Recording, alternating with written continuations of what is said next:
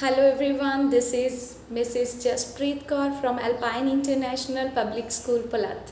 Firstly, I am very happy that my school has chosen and nominate me for the Best Teacher Award category.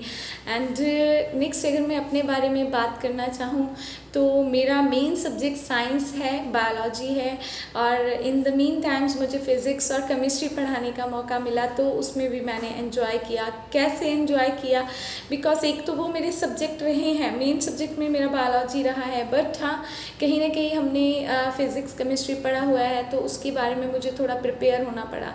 जैसे we all knew about this, the educator makes all the profession. So हमें educator होने पे proud होना चाहिए है, but अगर educator की जो नींव है वो मजबूत ना हो तो हम मजबूती प्रोवाइड नहीं कर सकते। पर अगर हमारी एजुकेशन में, हमारे वे ऑफ टीचिंग में, हमारे वे ऑफ लर्निंग में अगर मजबूती है, हमारे अंदर एक क्यूरियोसिटी है कि यस मुझे भी कुछ नया सीखना है और मुझे भी कुछ नया सिखाना है, तो ही हम क्लास में फ्लॉलेसली पढ़ा सकते हैं। और मेरा मानना है कि अगर हम टीचिंग दे रहे हैं, बच्चे हमसे कोई क्वेश्चनिंग आगे से नहीं पुट कर रहे हैं, that means you are not giving the right education, या फिर आपको पढ़ाना ही नहीं आ रहा है। क्यों? क्योंकि आप बच्चों की जो उनके अंदर एक शर्म है, उनकी शायनेस है, उनके अंदर एक डर है, उसको आप फिनिश करने में कंप्लीट ही नहीं हुए हैं। तो आपको फर्स्टली बच्चों को अपने कॉन्फिडेंस में लेना है कि बच्चे आपसे कभी भी कोई भी क्वेश्चन पूछ सकते हैं।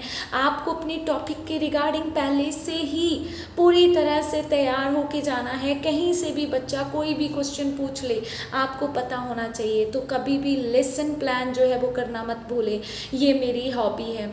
तो जब हम चैप्टर पढ़ाना स्टार्ट करते हैं तो मेरी सबसे पहले कोशिश होती है कि एक दिन पूरा लेक्चर सिर्फ और सिर्फ चैप्टर के नेम पे दिया जाए। अब पूछेंगे कि मैम वो क्यों? तो चैप्टर का नेम जब हम बच्चों को अच्छे से डिस्क्राइब कर देते हैं ना, ये नेम्स हैं, ये कहाँ से बने, इनका क्या फंक्शन क्या है हमारी पूरी लाइफ में, तो हम उनको एक तरह से पूरा चैप्टर जो है सम अप कर देते हैं। जब हम नेक्स्ट डे अपना चैप्टर स्टार्ट करते हैं तो बच्चों के मन में क्वेश्चंस रेज होते हैं, मैम आपने कल ये बताया था तो यहाँ पे जो ये बात लिखी है इसका क्या मतलब है।